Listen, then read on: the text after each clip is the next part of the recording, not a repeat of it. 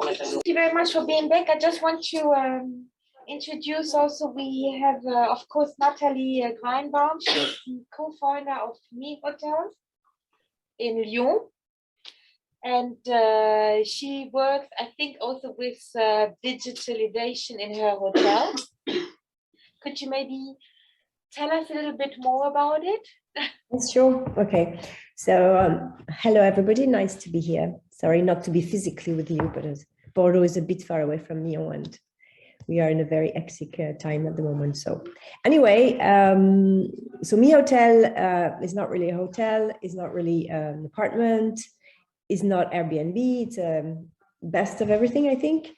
At least we want that to be. It was really MiHotel project was really a project of two women going to business trip all the time and quite tired of a lot of things. So we started to think of how we could change things that were not very comfortable for us when traveling outside our home, using hotels and other hospitality systems.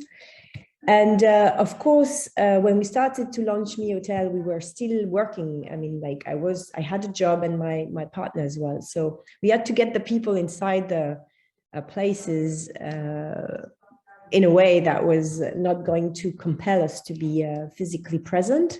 So we had a vision of how we wanted to do that. And we started to create ERP.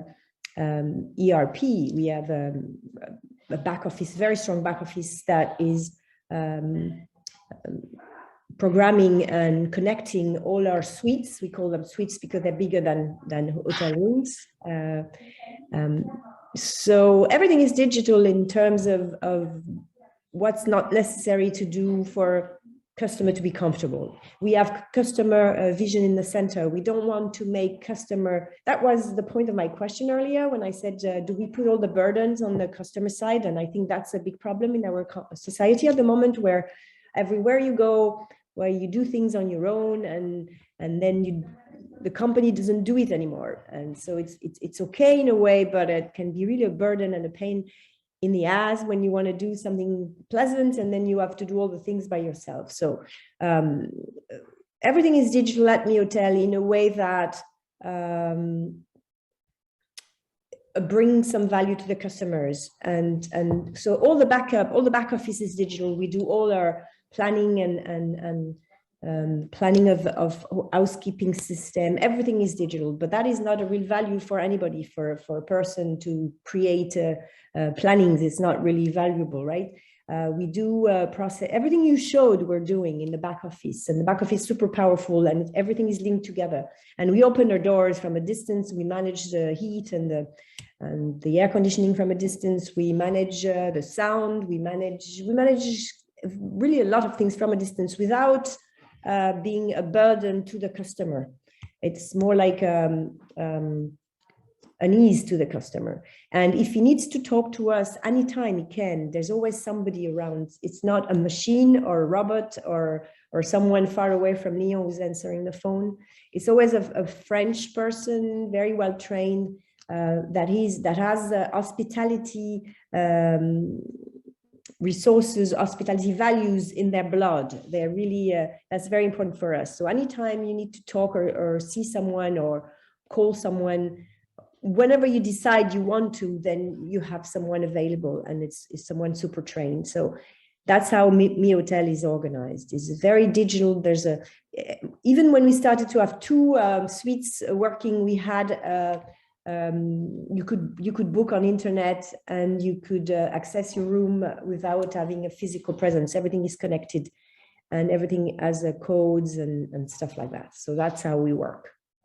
But the balance to this is the customer priority and the customer experience. And so we have really three pillars at MiHotel. It's the beautifulness. It has to be beautiful. It has to be different. It has to be an experience. And it's it's not just blah, blah, blah. It's really something very important for us. And then you have technology, which is a support of all this. And then you have real estate, which is really important. In French, we say, c'est le beau, la techno et l'IMO. It's a bit more funnier to say in French, but that's the three pillars of MiHotel. That's how we function. Good, thank you very much. And then we have, of course, Grégoire Chamorel, who is alumni Vatel. He finished last year. Yeah. And your final project, actually, you worked on new technology, blockchain, artificial intelligence. Yes, that's right. Good. So yes, it was really interesting for my final thesis. I had come as a project to work on the blockchain system and AI linked to the hospitality business, and it was really interesting because well, for the AI, it is already in the system in the hospitality industry. You will find it in almost all the projects that we have seen before during the presentation, and for the blockchain, it is more something. Well, it is not implemented right now in the industry, but we can find a lot of different aspects of the industry that we can improve with it. So it could be, well, I will maybe talk about it maybe later during the debate. Good. So that's it. And today you work as an accountant for the Plaza Athénée in Paris, so something completely different. Yes, yes. So you're turning from something very modern to something very traditional. Yeah. I think you said something, Adrien, you said something right at the beginning. You said harmony between human and digital.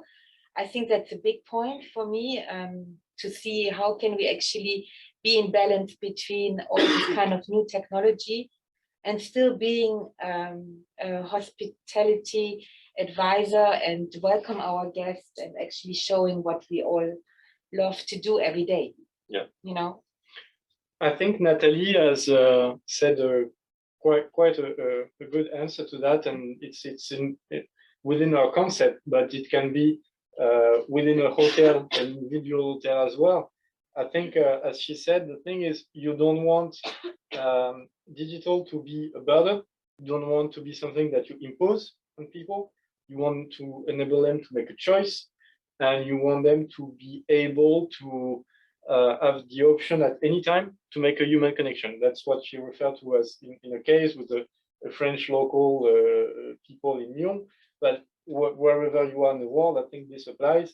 And you want local, real people to get in touch and make deliver the customer experience. I think that's something that's within the root of our hospitality business, is to really have them people feel they're experiencing something really authentic, local, and this way you can only have with a human connection and with local people. But the thing is, you want to actually, I wouldn't say put the burden, because as we said, it's really something that needs to be optional. It's very important, but you want as many elements of the experience, and Nathalie just gave other examples of all the back of house management that is done through the technology. All that kind of stuff that can make your life, your work easier, just do it. Whatever might be something that is indeed not that helpful for customers, or might take them some time, or they want not to do that, keep the traditional option open. And yeah, I think in the end it's about letting people having time to make a real human connection and forget about the boring stuff, I would say. Totally. Yes, that's it. Because like for me, for example, I think that a lot of hospitality directors in the industry are afraid about technology, because they think that the technology will replace the human and the human resources, but it is not. The technology is here to assist the humans and to make the task more easy, and to let more time to the human resources to just have contact with the customers. And this is the most important thing. And I think that intelligence artificial is the most efficient thing to do this well. for example, with the task mining. The task mining is a system that is used to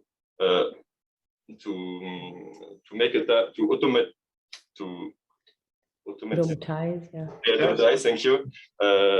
All the repetitive tasks that are made every day in the back office, for example, and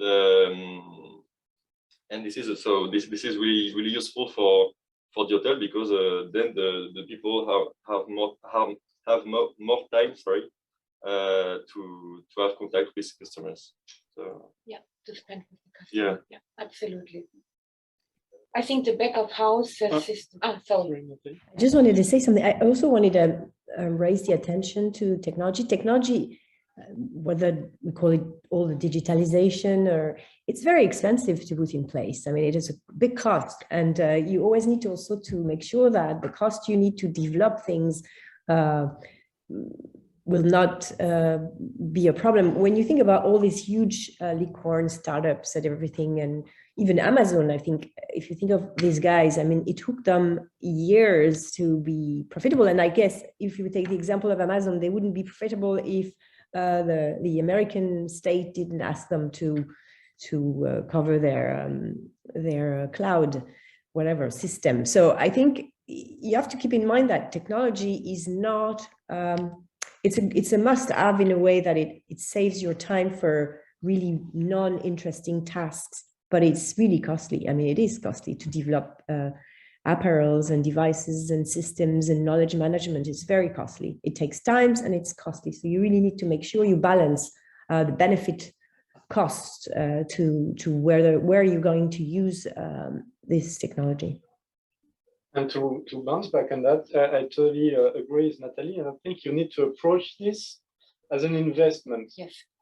And as an investment, you have to look at the ROI that you might get from it, and it's not only from really only the business perspective, but also all the externalities. I mean, whether it's going to save you time and cost and other aspects that the technology is not itself about.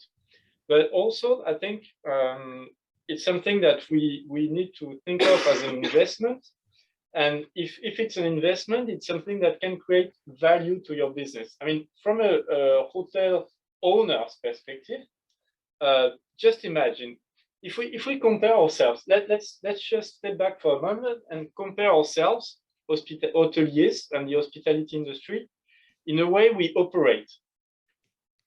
What has changed? What had changed between the way you would welcome a guest at a desk of a hotel from a century ago up to the beginning of the 21st century? I would say not so much compared to many other industries, even like stuff that's really machine automation, automobiles, whatever. Many things have been changing in so many different aspects of the workplace, and in our business, there had been no disruption. And I think this is a really major change, because we need to think of, as Grégoire said, I think there's an imagination issue, because we think people are going to replace humans. I mean, automation or technology is going to replace humans. Well, we have a specific chance in our industry that there is a major lack of manpower. So there won't be like really employment issues or replacement issues. And the other thing is, the problem we have is wages are too low. If we want wages to be higher, from a business standpoint, you need to have more productivity. How do you get more productivity? Well, in any business, and hoteliers is no exception, you need to invest in your production tools so that people can make more value. And in the end, I think that's just what we're talking about, because if the same waiter can serve more people because you don't have to go back and forth to the kitchen and place that and yell that order to the kitchen guy and cook and so on, then it's time saved for your business. And so indeed, you won't need as many people as you used to per table seat than you had in the past.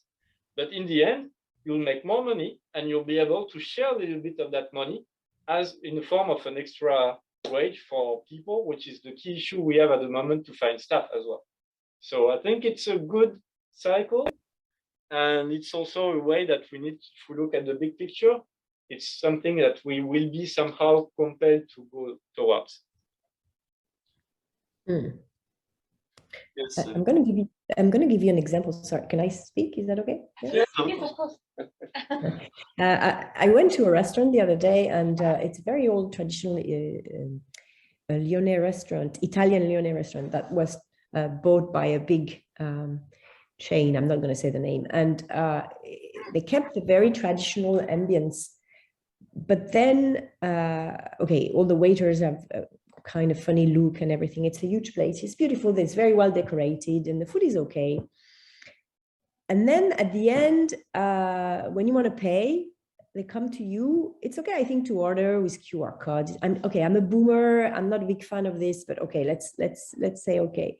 But then I think restaurants is really a place where you want to connect with people, and even with people in charge of the restaurants. And I don't know, there's something very special and very intimate in eating at a place, and you need to know the people where you eat, etc., where the food comes from. You need transparency. You need to be reassured. You need contact. You need, I don't know, warm. It needs to be warm. It needs to be, anyway, at the end, and they say we were about to go to pay, and he says, oh no, you're going to pay on your own. So you have to get to an application. You have to fill in your information, and then you have to do all this. And then at the end, it's like, okay, you know what? My experience was not so nice. I didn't know I would have to do that.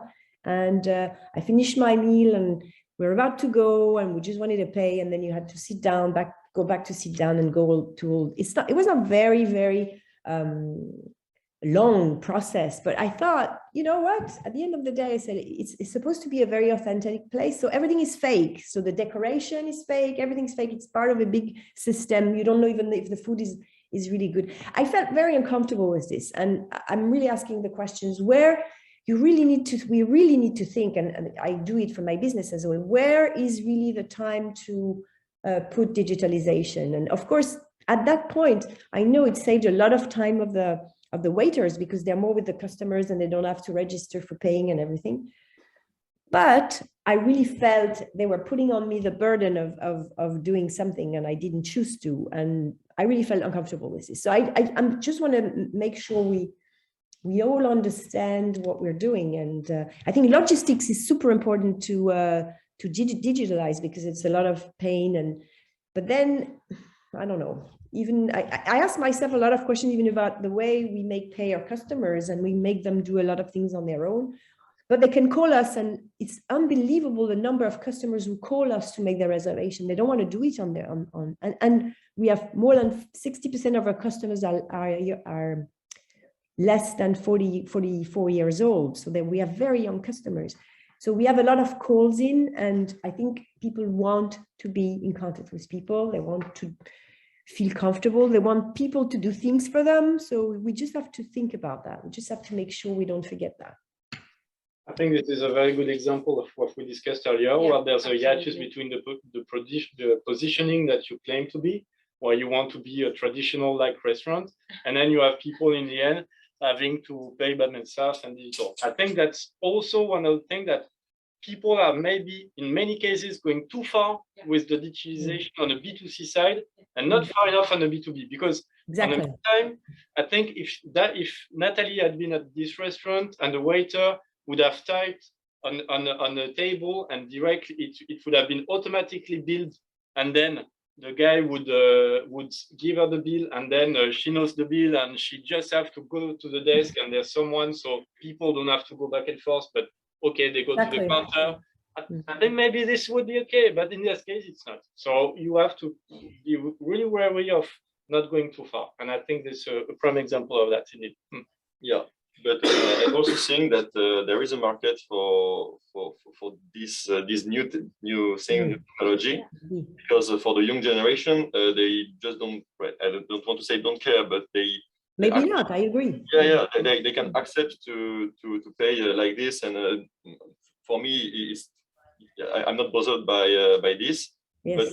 But I think that there is a market. There is different market, and if you want a traditional service and to have the bill in paper and everything. You can just you will have a lot of different restaurants. And for example, for a big group like this, they know that they have their customers and they want to optimize at the maximum to have the more and more person per service. And I think it works because it's well, I don't know the name of the group, but these restaurants are always full, and because the brand is working. And well, maybe if the brand wasn't known as much, maybe it will not be that easy for them. But now that they are implemented, I think they can do this, and it works.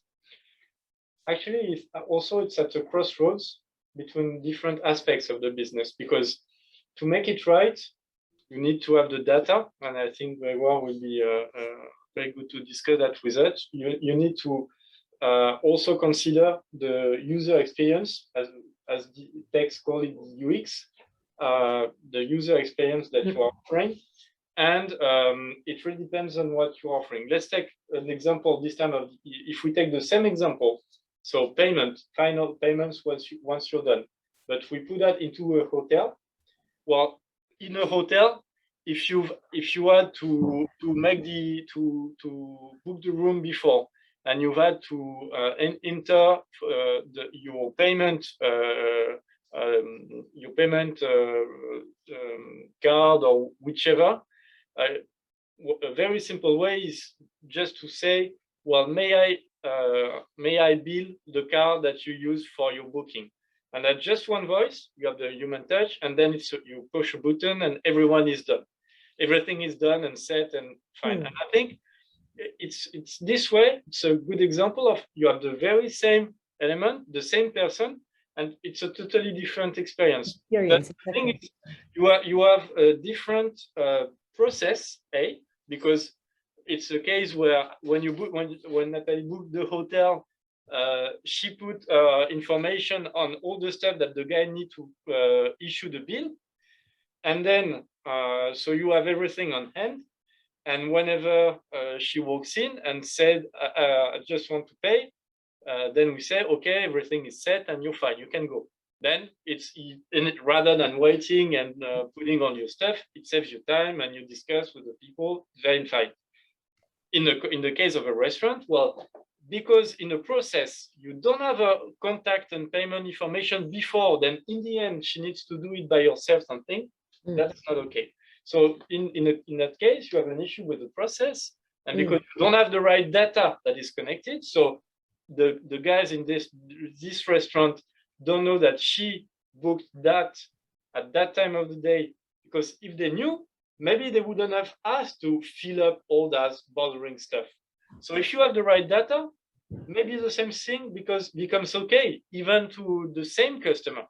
So really what you have to think is the process, the data you have, and the user experience, or the user interface that you're using. And this mix can make really the final experience different. Or at least someone who tells you before, like if you don't want to go to MiHotel because you want to go to a normal hotel with a desk, then everybody knows in advance, because we always explain a process. It's not like a surprise when you arrive. So that's why we have a big phone process, because we need to educate them still, and they need to understand what we're doing. And it takes a lot of time, and we spend all this energy to do that. And I think this is also why we have not everybody's happy, and that we know that hospitality is problematic with customers, but I mean, customers in general can be problematic, right? But there's no surprise, and people, when they arrive, they know what they're going to have, they know what they're going to find, and it's well organized and it's well processed. I felt really uncomfortable in this restaurant, and I'm not going to go back because I don't want to do that. I don't want to be facing that. And it's okay. And as you said, your young people, they may accept that, but I think maybe you should not accept that. And you should be more maybe critical about these processes and see why it's not acceptable also, because you don't want to be the one who's actually paying for the process. You know what I'm saying? So I think it's very important to educate also the young generations, and they were born with phones and applications and stuff like that. But I think we need to be really careful about our freedom and the way we are manipulated in a way. And I think it's very important to be more aware and critical about things. Why are we doing this? What does that matter? I don't care. Okay, I'm going to spend my time filling in my information. Where are my information going? Why are they doing this?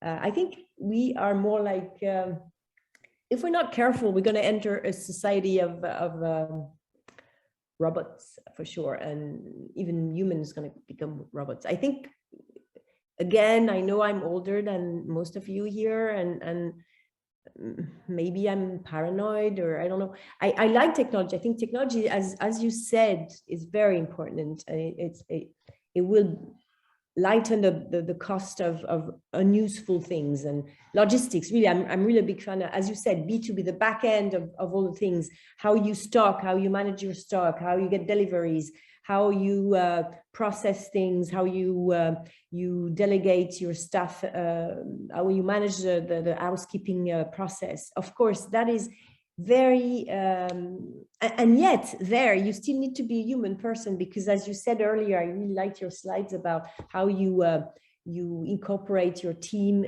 to become loyal to the company, so you lower turnover and everything. It's very difficult to keep housekeepers. I mean, it's very complicated at the moment. People, they don't want to do these jobs anymore. How do you empower them? How do you make them part of the team? We are creating our own academy, as you said, also the MI Academy, to train all these staff that are like forgotten most of the time, or at the side of the society. So we try to make them a part of the team, so they have the right to express themselves. I don't know. I think really we need to think about the society we want to be tomorrow. I am not sure I would like to open everything with my eyes, my prints, I don't know. I think it's frightening, and I think it's time to be careful. It's okay to lighten a lot of jobs and make sure people have a better work environment. It's good for customers to have easier process also, but we have to be really careful where we're going. And I think we lack really philosophical speech about all this, but that's my point of view today. But I will double down on Nathalie, because I totally buy two, I think, core elements that she said. Is that one is privacy. I mean, we need to think about all that kind of data, and like it's really a major issue as a society, and not only in our business, but it's something that people can really be wary about. And personally, I wouldn't like my data to share my data in many cases, and I really hate processes where people will impose that on me. Exactly. And I think if you are, the more digital aware you are, the more sensitive you are to this kind of stuff, I think. So it's not only a matter of generation or so. I think we should really be wary about this. And another thing is you need to be transparent. I mean, the thing is, if you externalize, as we just saw with that restaurant example, if you externalize the task of doing all the payment processing, the bill process, yes. I mean, I want to find that back in the price of the menu I'm paying for, and I want that to be explained before I getting. Yeah. I mean, otherwise, I feel spoiled. You know, I mean, I say, but it's the general cases. But the idea is that, and what she said is also very interesting, because the me concept is something a little bit new. You have to explain it a lot. The less broad, I would say, the less common your process or your way to do things is, the more explanation you need to do. And if you don't make things clear from the beginning, I mean, naturally, some people will feel cheated on or whatever, and then you have the backlash, and it can really be a problem.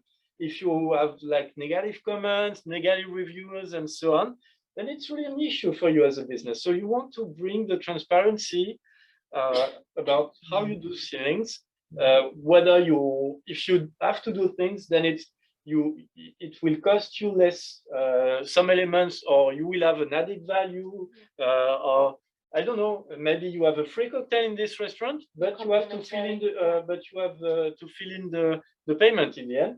I say, okay, I know what the concept is. It's all, maybe I'm not in, maybe it's exactly, it's not for me. But it's transparent, and I think we need to be transparent, and that's the key thing. We have one question, yes, please. No, it's not a question, but for me, because I'm in Asia, I don't know what's the current trend in France or in Europe. In Asia, for restaurant, big chain restaurant, it is common to use technology. So you have each table a tablet to order your food. You have the price, you have everything. And if you need an explanation, there's a server always. And then when you finish, you pay for the tablet. In every restaurant. Not in every restaurant, but in the big chain restaurant. Yeah, it's tied to some chain or some fast food or some experience that you're expecting.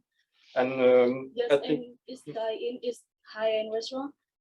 And I think for me, Asia will, something happen in Asia, it become a trend, and then 3 to 5 years later, it become a trend to the world. What is the possibility of it's gonna happen? Yes, well, it already exists a lot in many places. Yeah, I know, but it's not. So like as Nathalie said, she's not comfortable with that happening. So the question is not if it's gonna happen, it's when it's happening and when is it arriving here. Well, yeah, there is also a culture thing Yes, exactly. about the European culture.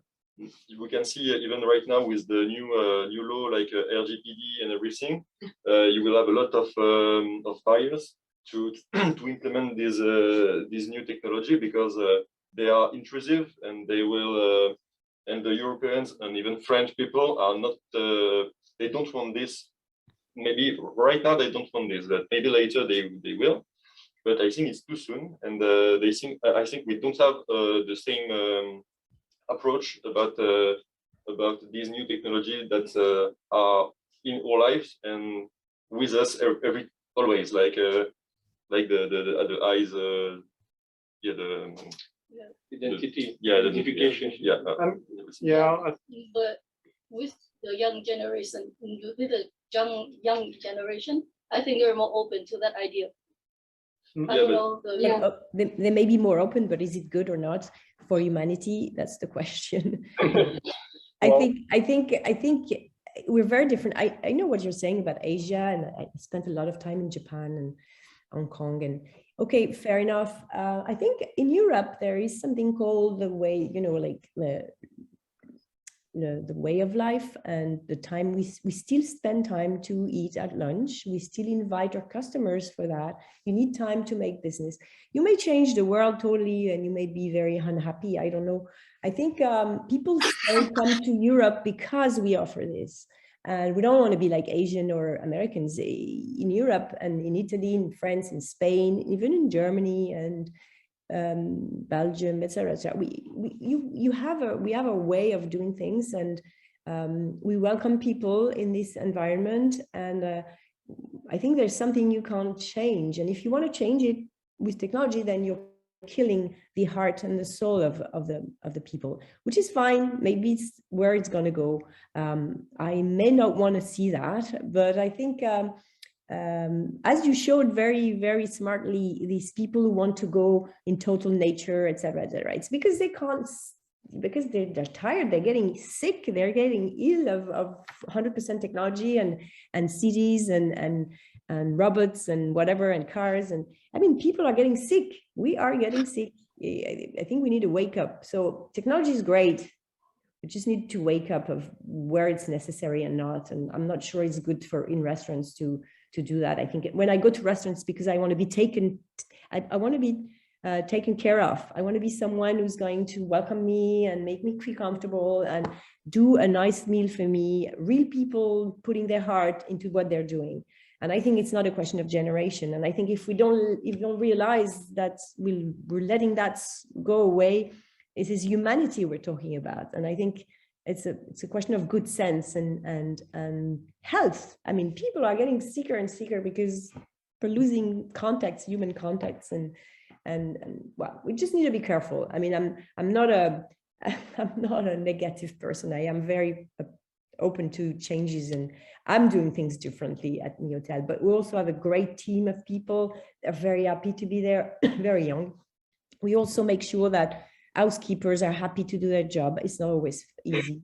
We make sure our customers are happy. We make sure we get in contact with them when they need to. We just make sure technology is not just the ultimate goal. That's what I'm saying. So, and this is my point of view. Yeah, and also one way that you really need to think that it's not because something is working that it will be universal. I mean, there are economy hotel chains everywhere in the world. Back in the 80s, people used to say, well, economy chains will suppress collapse, the traditional hotels and all the upscale business and so on. I mean, I didn't know it myself. I didn't experience it from firsthand, but it's just the same imagination. I mean, because something works means it will actually become more common and spread throughout the world, as you said, through some concepts, but other concepts will also exist at the same time. And the key is, again, is to find the right balance. I mean, I'm 100% sure that the automated payment, that it will become more massive and be more generalized. Exactly. At the same time, other solutions will keep existing. And actually, again, what you want to have is for people to have a choice. What you said in your example, something was very important, I think, is that you order yourself. Whenever you have a question or you need anything, you have someone to ask for. And that's something that maybe I think Asia is doing great in that aspect of service, that maybe we're not doing so well in Europe, because whenever you want someone, sometimes you need to really make sure you wanna impose yourself a little bit, but that's another topic. But the idea is to sum up, there's no one way. There's room from everyone for every concept, and it's really how to fine-tune how much digital versus how much human you want to be, and what kind of cuisine and what kind of experience, what kind of user experience you want. And maybe if you're a chain, it's okay. Maybe if you're having a gourmet cuisine, it's not. Maybe you want, it's not because you have one Italian restaurant and Italian cuisine is the most widespread in the world that all restaurants are Italian food. Same thing with digital. We have a couple of comments. Yes, please. Yes, my name is Lanotte. I just want to say that I completely agree with Nathalie, because I have the chance to work for her at last year. And I have to say that people in France are scared about technology hotel to be less feelings. But when I worked at MiHotel, I have to say that it's maybe one of the most human hotel when I work, because everybody thinks the same thing about technology, and it creates a real power team to fight for the idea of the hotel.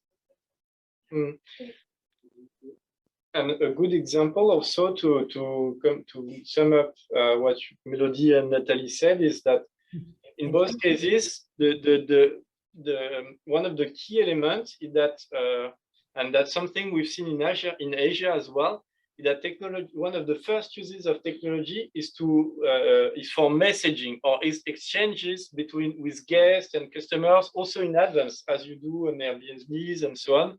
So messaging like WeChat, AliChat, or in our place Messenger or WhatsApp and so on. It's what is most asked for by customers. So even through technology, they're asking about the human contact and then even booking through Messenger or AliChat or whichever. Totally true.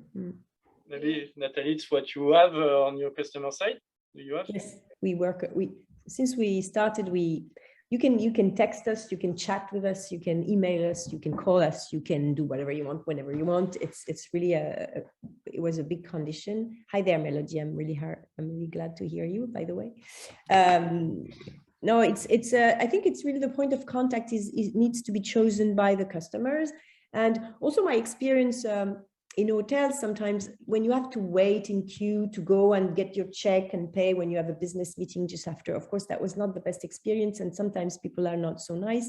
So what we decided to do at MiHotel is that, okay, you can have a point of contact anytime you want, but when you have it, the quality must be super high. So we have a training process where really people, they cannot do what they want. I mean, they have to answer the phone in a certain way, and they have to make sure people are happy and understood, and have to make reassured or whatever, or answer the questions very quickly. They have I think they are really empowered. Every reservation manager or housekeeper manager, they have the ability to take decisions right away. I mean, they don't need to call us or call me or Stephanie. They have their own freedom to take actions because we think of the processes in general in advance. And then if this happens, then you can do that. We work together with a response chart for many situations, and they have the ability to take decisions. And if they make it wrong, then you know what? It's okay. I mean, we're all human, and it's okay to make a wrong decision. It's just, we just need to debrief this at the end, and we're not put them on the corner because they had a wrong answer or something went wrong. But they can fix and they can decide what is good for the customers at the time it arrives. And I think that is a very big, a major positive advantage of being a human being. And so you work with your heart and your brain, and you connect them together, and you make sure you have the best answer for your customers. And you are free to do that, and you have a big place of maneuver there. You can do what you think is good, because you were trained, because you were facing, because you had many examples of what to do, what not to do. And we train them all the time. We train the team all the time. I think this is one key question of how you make sure if you give service and the point of contact, it needs to be high quality. Otherwise, you'd better use technology because it's cold, but at least you know it's technology. But when you get in contact with a person, whatever the channel is, you need to make sure the contact is really good and efficient and productive, and etc. etc. Thank you. We have another comment. Yes, well, actually, it was about what said Ben. Well, I grew up in Asia, and I'm not too sure that we can just spread one idea like this to the whole world, because each country has a culture. For instance, in France, we a lot are excellence, and excellence is not just about quality or about food or whatever. It's about attitude, also of all people working in the hotel. So I mean, Asia loves a lot all what is like technology, Japan. It's a lot of stuff like with technology and robots, stuff like that. But it's not something that we can easily implement in Europe, for countries, for example. So yeah, I'm not too sure we can just spread things like that, and that just because we're the youngest and we are used to new technologies doesn't mean we will be up to every types of ideas in this area. I'm sorry, but I didn't hear it very well. Can someone summarize the point quickly? Yeah, she wasn't sure that yeah, one concept that would be super high specialized in as in Asia would be able to spread super easily in other countries due to cultural differences, which is totally what I think we all agree upon now. Again, there's room for many concepts, many ideas, and everyone in its market will need to find the right spot. I think that's the issue. It's generation and culture binded, actually. So it's both together. This is the problematic. Naturally, yes. And there's a good example of culture that might come to mind from what Nathalie just said, is that there's a big debate in the business right now about when we have touch points with clients like this, is how much artificial intelligence should we put in? I mean, Grégoire, Well, maybe you have. I think we need to focus the discussion on the back office, because I think that the culture thing and everything, it is not only, but the big part is for the front office and with the guests. But I think in the back office, we need to see what other countries did, because the innovation can be adapted to other countries. And I have seen a lot of new technology that are already used in big group, like for the booking systems and for the revenue management system also, that are from Asia and everything. But and this system are today used in our countries because they don't have like culture barriers. And I think that the back office can evolve way more than the front office for the digital point of view. And yeah, and there is always a new technology that can affect this. We can always improve and make the things more easy to do, I think. Yeah, it's true that maybe I was bringing the debate in the front office, but it's really in the back office that matters. Maybe Nathalie, you have that kind of tools yourself? Yeah, all the back offices. So we're very careful about customer information. So I think we always anticipate the novelties, the innovations. When strong customer authentication arrived, we were ready way in advance before the banks were ready, I think. So we had to go back to the 3D secure because they were not ready with strong customer authentication.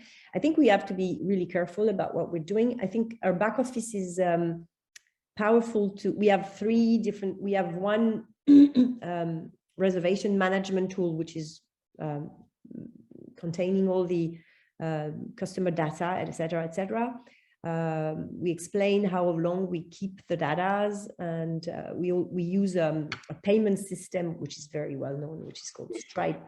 And of course, they have a lot of responsibilities they keep the information in their own safe, and they have to face all the new legislation, and we check them all the time, and we have to give the proof to our accountants or experts, etc. All the accountability, all the accountant system has to be with a special label. It's verified all the time. I think we are really paranoid. I think we're really anticipate, and we really work on that. The fact that we don't want to be act, or I mean, it may happen, but we're really working on this. We save our data at different places that are explained to the CNIL. We I don't know, we do everything we have to do, even though we're still a small group, but I think we're ready to expand like that. We're opening new cities soon, and we'll have to have people also working for us at a distance. And the system is organized, the back office is organized, so we can manage people from a distance and also keep safe the data of customers and the data of people, the data of employees. We have different servers. We were not annoyed when OVH had this problem because we had backup on other places. I mean, when there was this big fire at OVH, a lot of companies really suffer from this. I think we try to anticipate this. We can't anticipate everything. Technology can be dangerous. You can't anticipate everything. So you have to make sure you have a kind of blockchain process where you have gates, where you keep the information that transfer from one point to another. You have to make sure that it's transparent and not violable, not breakable. So I don't know, we're not perfect. There's a lot of things we want to change, but we're moving forward with technology. I think the key point is we started on a blank page. as when we started in 2004 or 5, when we had the first suites. We were really a company since 2014. Sorry, it's 2014. We really a company since 2017 when we started our first raising fund process. I quit my job.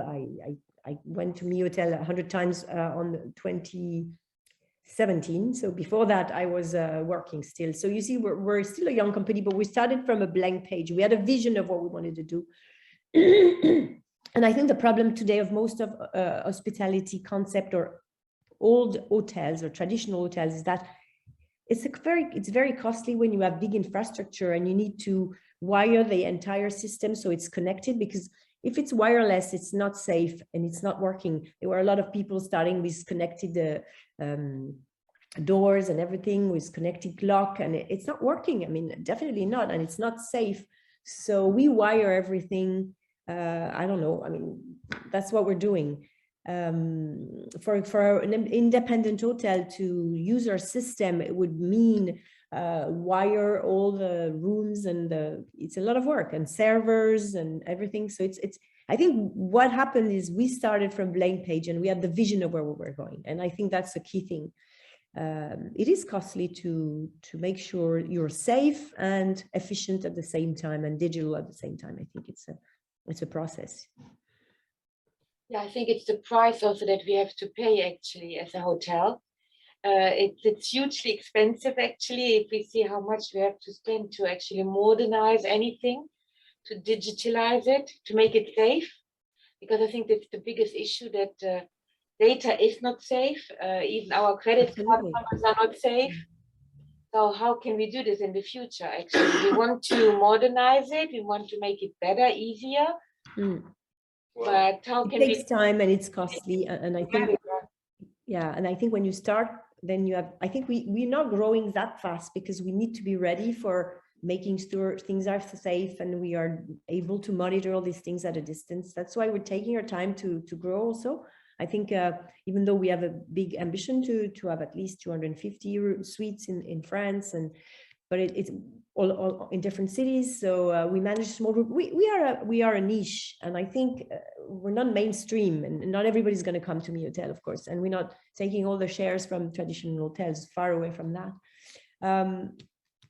I think we've seen the limit also of Airbnb, and the limit of safety, the limit of noise, the limit of disturbance, the limit of many things. So I think we're trying to create a model where we make sure our employees are safe, our customers are safe, the data are safe, and we can monitor from a distance. But it takes a lot of time, and it needs a lot of smart technology, and not just get on the new latest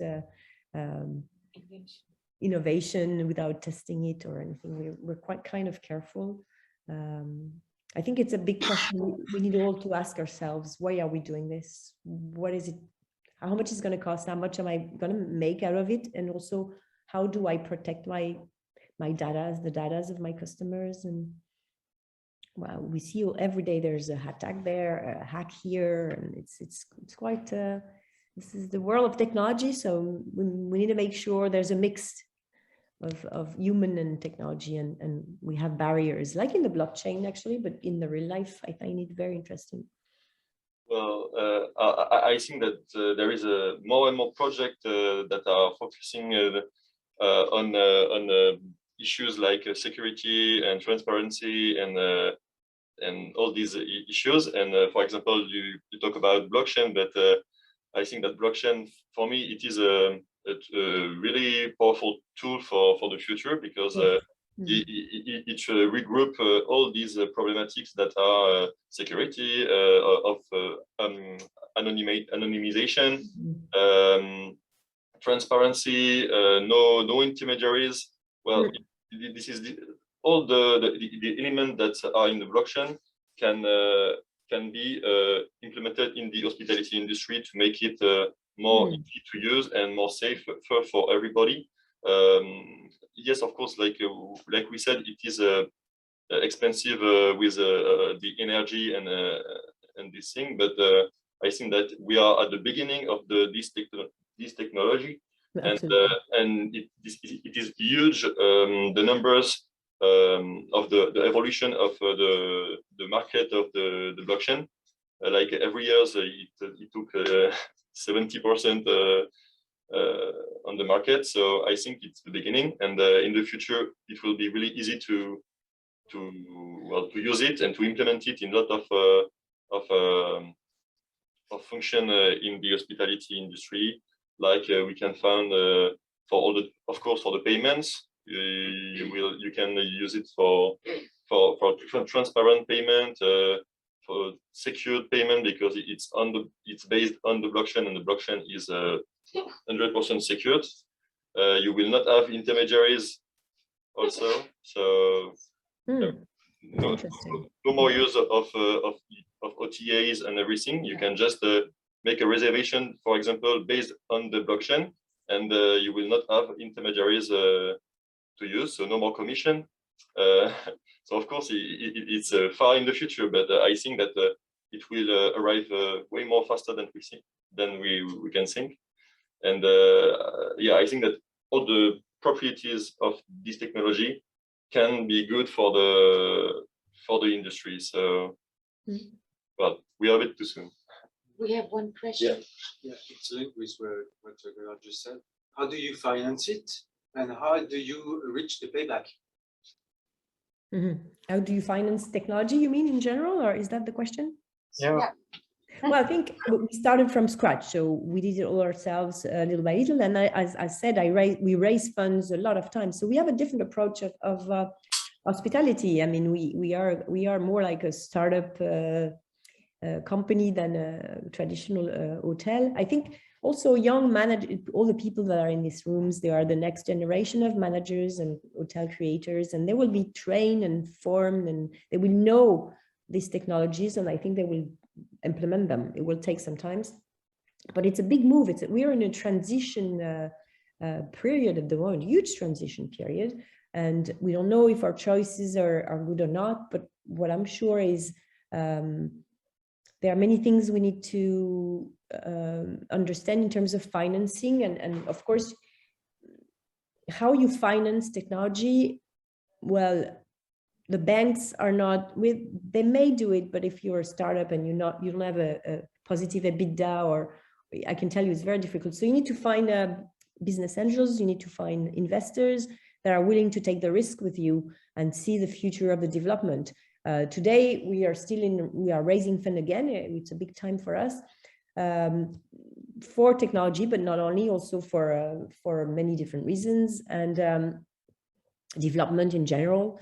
And I think your ambition needs to be clear, and your business plan needs to be clear, and it needs to evolve every day with all the different impacts of life and events. And so we have a live business plan that evolves with us. At least we have a vision of where we're going, and investors are paying for that, and they're paying for the BP, right? They're paying for the business models and the business plan. So that's how we finance our development.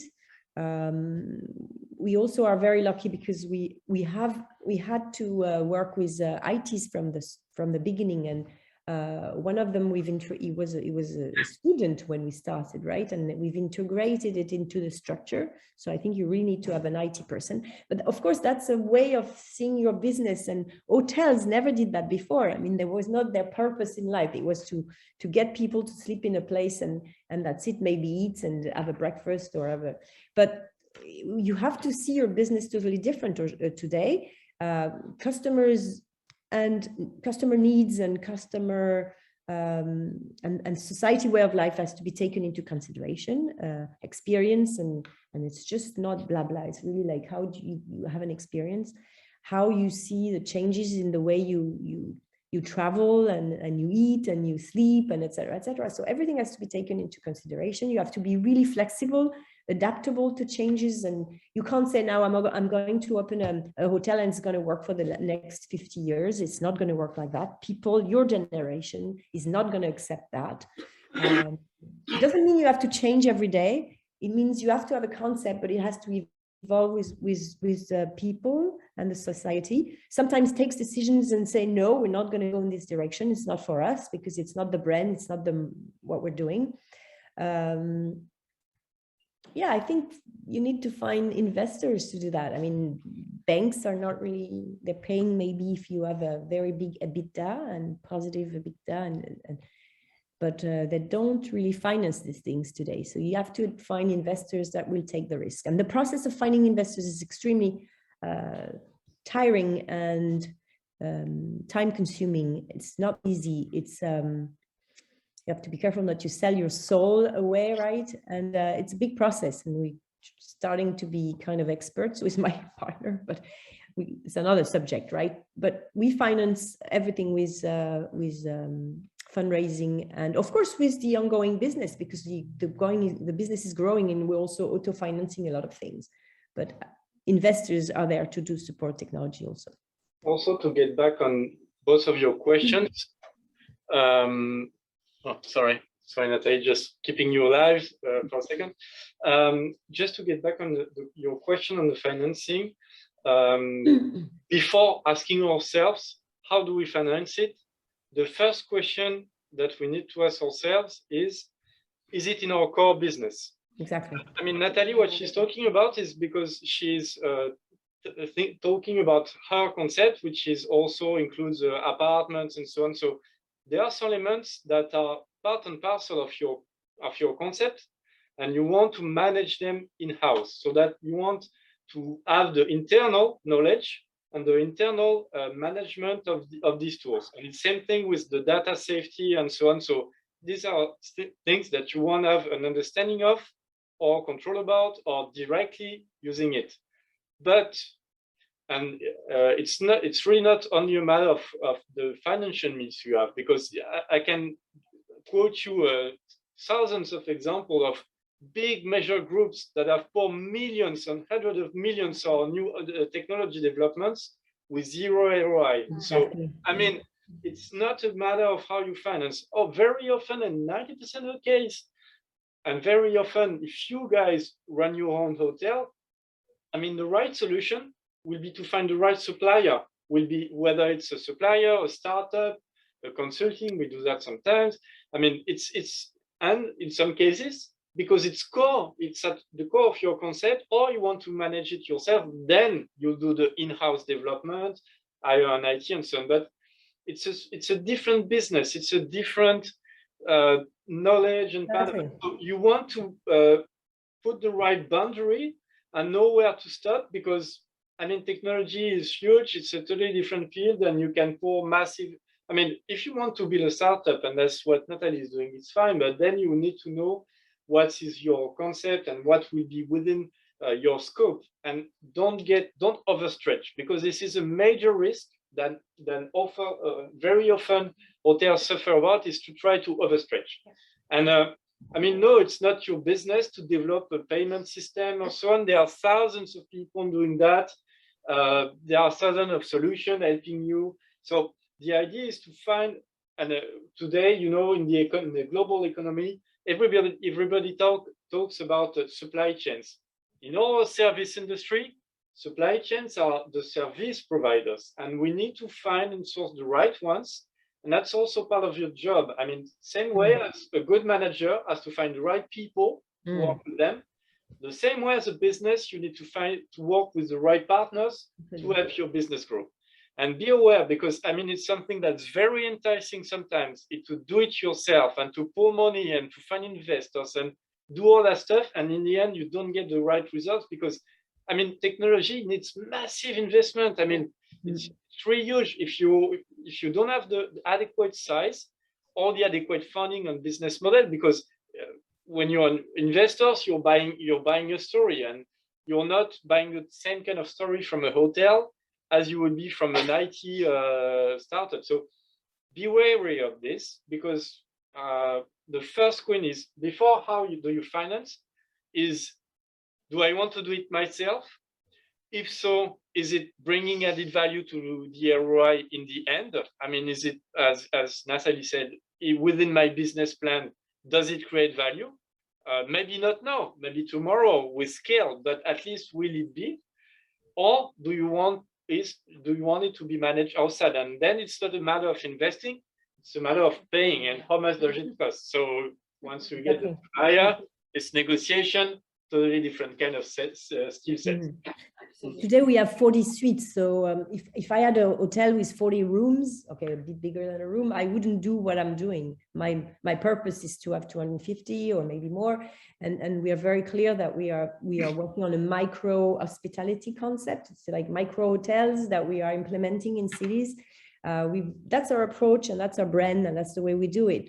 It's not going to work for other people, I'm sure, and we wouldn't have invested in so much technology if we were going to open a very beautiful 40-room hotel in a city period. Okay, so that's also a big question. I totally agree with you, just what you said, because it's a matter of where you're going, what's your purpose, and what you want to share with other people, what you want to share with your customers. We did a lot of we are a prop tech, so we own all our technology. But you see, to do a content properly, I'm telling you, now we're going to work on plugging it to a big module, because we're too limited and it's not going to be worth it. So we're stopping developing the content part, and we are going to adjust it to a different module. But that means you have experts in your not really experts, good sense people that know what they need, and you find the best solution to plug it to your system. So now, because we have our IT is internalized, we can work on API quite easily and create the API to plug into different system. Most of it we developed ourselves, because you have to remember, when we started in 2014, I'm telling you, nothing was existing. There was nothing here. There was nothing there around to answer the needs we had. So that's why we developed it.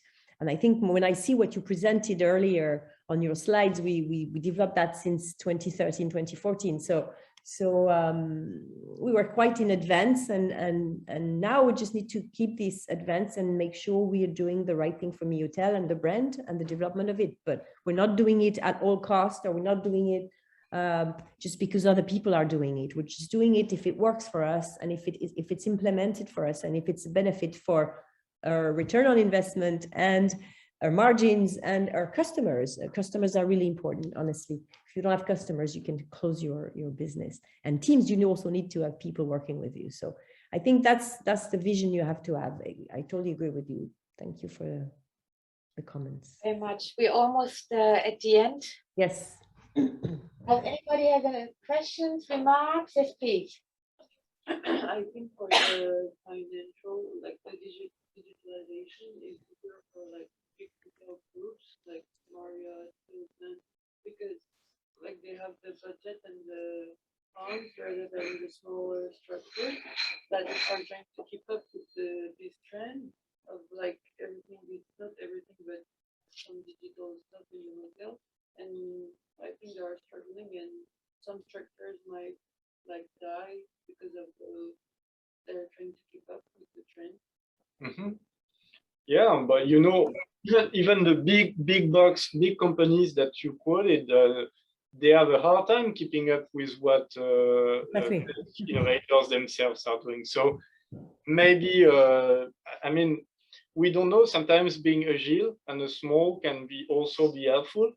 There's no really set rule about size and proportionality. Of course, when you have big means like Amazon and so on with tech already in-house tech and so on, it can be helpful, but sometimes it doesn't work. Even for instance, Google, they tried to come into the booking hotel booking system. It didn't work really.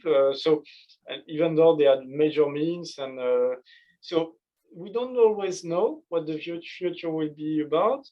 And the financing is not really, financing is not what we should think first about. It's just the way we do things. And as we came up to a similar conclusion, I think, is that, yeah, first is you need to identify what your key needs are, and then the right way to do it. And even I'm not sure that, because big structures are trying to keep it, maybe the mid-size or smaller ones won't try, but if they find the right supplier, they will be the one making the right choice, you know.